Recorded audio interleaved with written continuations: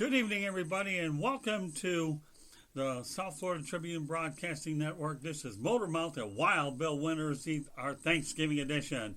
And Bill, you had yourself a little early Thanksgiving dinner, eh?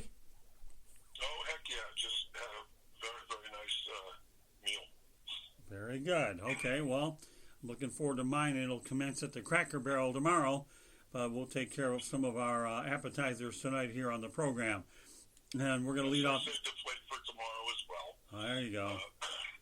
I don't believe in leftovers. Many years ago when I used to go ahead and cook, I once broiled a turkey, and I can tell you where those leftovers went. So, and if you were looking at myself and a friend of mine back when he was living in Kansas City named Stuart Bloom, we both invented the right way to screw up a turkey, and that was by broiling it, because we got a lot of opinions. That's for another day. I can tell you many Thanksgiving stories, but we wouldn't have enough airtime to get to all of them. So what we'll do is we'll give our fans a little bit of a lot to chew on tonight. And we're going to lead it off with Kellen Winslow Sr., who actually filed a workers' compensation claim citing a brain injury. What are your thoughts about that? You played back in the day when Kellen did. I mean, those brain injuries are nothing to take lightly. Well, and a lot of states are treating it differently. California is being proactive, and some other states are not doing anything. So, a lot of it is where you play ball at for workman's comp. That's one of the first things. The second thing is with CTE. There's a couple of different opinions on it. There's a lot of guys that believe that with the concussions, that some guys are predisposed to having CTE and dementia and all the things that come with it. I've seen up front and personal with guys like John Mackey. Tony Dorsett has it a little bit, and Jim McMahon. So there's a lot of guys out there where you can clearly see that anybody who says that CTE did not come from concussions and playing pro football is, just full of beans, okay? But you actually have the NFL that for years has kind of taken that position, and like I said before, it's a business, and the owners do not want the liability of taking care of injured players. They either push this off as charity cases, whether it be dental or orthopedic or CTE with the brain, and it's a tug of war. But I think through education and social media, and we're causing a lot of attention to this stuff, and hopefully the American public is going to start to realize that some of these guys have valid claims, and each individual is different, but it's definitely something that exists, and it's not to be taken lightly, and it'll be interesting to see what happens with Kellen. I have no idea how bad he is. You're the first one who have told me about it, but it fits into a lot of profiles with a lot of guys that I know where I've seen it up front and personal. And it gets really bad when you see guys that take their own lives or don't have enough pride to step up and die horrible deaths because they had no place to go 10 years ago, 20 years ago. At least we're now having guys coming in and saying, I need help, and because people are starting to be aware of it and becoming conscious that this problem exists for a long time. Okay, let's talk about Baker Mayfield. Must have been hearing about from you because the Browns are now 5-6. Everybody wrote Freddie Kitchens off for the dead, but meanwhile the Browns are playing a meaningful game against their divisional nemesis, the Pittsburgh Steelers, this weekend. What's your take on Baker Mayfield now that he's going to play his 12th game of the year? I'm watching a guy develop. I think that he is starting to learn that he is better off to be quiet, rather than running your mouth over what I consider and causing your attention to stupid things. You have to be very careful because you're under the microscope. So he's up there in the learning curve. The second thing is, getting that running back, Akeem Hunt, and having the other guy back there, the running back that they drafted. Yeah, Nick Chubb. They have two backs there. Right. Chubb, yeah. That really helps him because they have to honor the run, and now he's being able to get some receivers open, and they're also making a concerted effort to get it to Landry, and there'll be and that's a good thing. So, they're making a lot of noise, but they're not anywhere near a playoff team.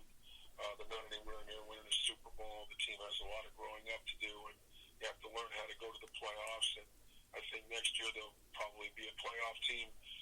But this year, they'll probably get to win. And they'll probably win a couple of games. But I don't. They're probably 8-8, and they'll miss the playoffs. But they'll learn a valuable lesson to come in next year and be quiet and start playing football the way some of these other teams do, because they don't run the football well enough. What they're starting to do, and that's why they're getting the wins.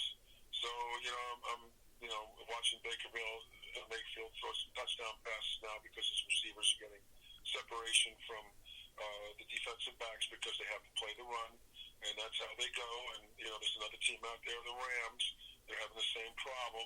So it's going to be nice to see Baker be successful, see the Browns at least be a factor in that division. But there's no way that they can compete, even though they beat the Ravens. It just won't, they won't beat them in a game.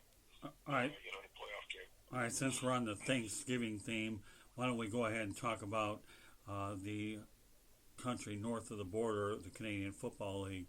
You said you played in a Thanksgiving game up in Canada. Tell us about your experience there. Well, first of all, it was Canadian Thanksgiving, so that's a completely different date than November. It's in October, and it's actually on my YouTube channel. So if you guys go into the audience goes to Bill Winters Football in the search engine in YouTube, the channel will come up. You'll see a purple circle with me wearing a Nike hat. Just hit subscribe. And they have 20 videos in there, and two of the videos is the first and the second half of the Montreal Alouettes in 1978 playing the Saskatchewan Roughriders in Regina, Saskatchewan, on their version of Thanksgiving Day weekend. And it was 18 degrees out. There was a 44-mile-an-hour wind, and the game finished in a 35-35 tie. We were down by 2 touchdowns with about 3 or 4 minutes to go in the game, and came back, and we had a Canadian quarterback because in the Canadian League they carry a small roster. I believe back then it was a 33-man roster. They carried 12 Americans on a team, and we had a Canadian quarterback by the name of Jerry Detilio, who's actually making his first start, and he played very, very well, which gave the coaches a lot of confidence in him being able to take us in a championship game. And that really helps your team when you can have Canadian quarterbacks. There's so few of them out there, but you'll see that some of the CFL teams that have done really, really well have had Canadian quarterbacks because you can really have players playing different positions that can rush the passer and carry the rock that don't have to be Canadian. So that's always a good factor. But there was a thing called the Rouge, which means if you down the ball in the end zone, like for a kickoff or just punt, or it doesn't go through the pipes when you're kicking a field goal, a team can run the ball out of the end zone, and the end zone is about another 10 yards longer. And we can talk a little bit about the dimensions of the Canadian Football League field and the different rules if you'd like. But if you don't run the ball out of the end zone, it's a point. That's called a Rouge. So that's exactly what happened. We went up 35-34. I thought we had the game won, and all the coaches are going, watch out for the Rouge, watch out for the Rouge. Because what they did is they lined up in punt formation with a few seconds on the clock. It wasn't even third down. And it was second down, and they punted the ball and hit the jet stream and went about 65 yards in the air and landed in the end zone. And our defensive back, Randy Rhino, who's probably the best punt returner I've ever seen in any league, couldn't run it out. And they tackled him, and they tied it up as the clock expired. And it was 35-35. And so, it's a little different rules up there. And as an American coming up there and having played a couple of games, it was a baptism under fire, but what a way to learn. And so it was the only tie we had that year, but it was a learning experience about how an American comes up there and learns on the run about the difference in the rules. Yeah, very interesting point. I mean, you do see Canadians come down to the United States and then vice versa. Which is more difficult, an American going up there to learn the Canadian game or vice versa? Depends on the athlete. I can remember there was a Bruce Clark was one of the best defensive tackles in the National Football League, and he went up to Canada and didn't, was average.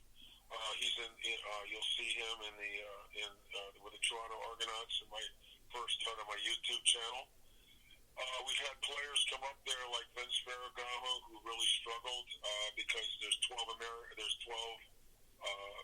guys on defense and 12 guys on offense with an extra man, and they have, the defenses line up with an extra defensive back, and it's really difficult for them to read coverages.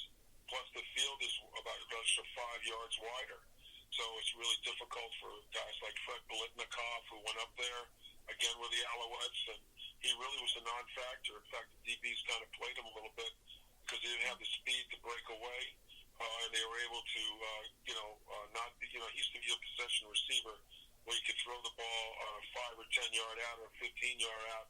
He'd go out of bounds and toe tap you, and there's nothing a defensive back could do.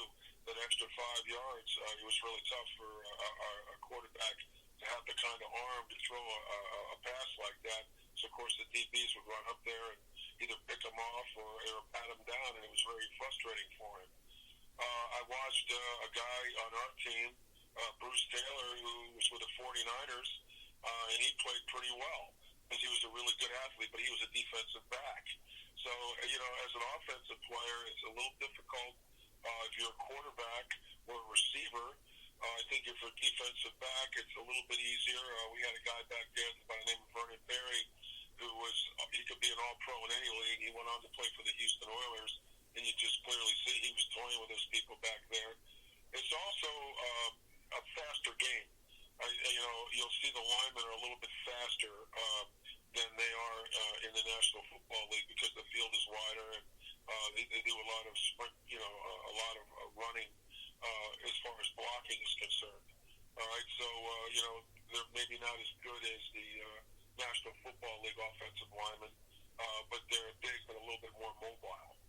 Okay, so there's a lot of differences, but I think it's predicated a lot on what kind of athlete you are. I mean, Johnny Rodgers came up there and did phenomenally well, because he was just unbelievable in returning punts. So, he has the speed to burn. So, as a special teamer, guys go up there and really kick some ass. Okay, but offensively it's a little difficult because it's a little different game offensively. So, it just depends on the athlete, but I've seen a lot of variety of guys come up there and play very well. And I've seen some other guys bomb out, but they're really good players in the National Football League. So it's sort of like a teeter-totter, goes back and forth. Depends on the position, depends on the player, all right, and his ability to adapt to the game.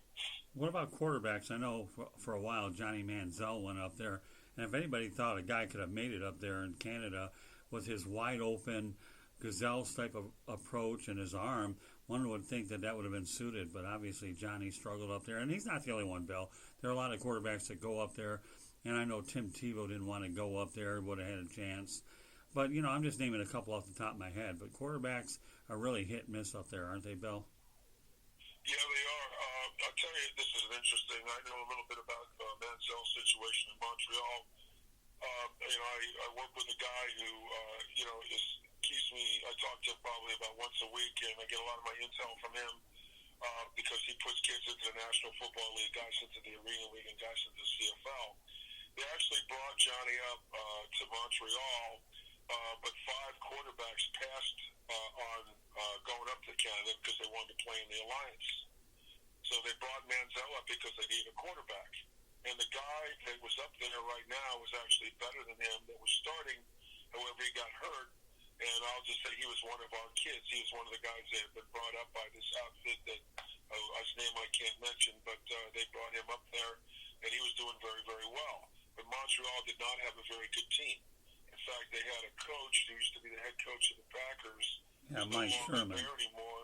Yeah, Mike Sherman. If you said his name, it'll come back to me. Mike Sherman, Bill. Yes. And Mike went up there thinking that, with a pedigree from the National Football League and all this other stuff, that he was just going to turn around and make Montreal really good. And as a coach, he had a tough time adapting to the CFL. And and the team didn't do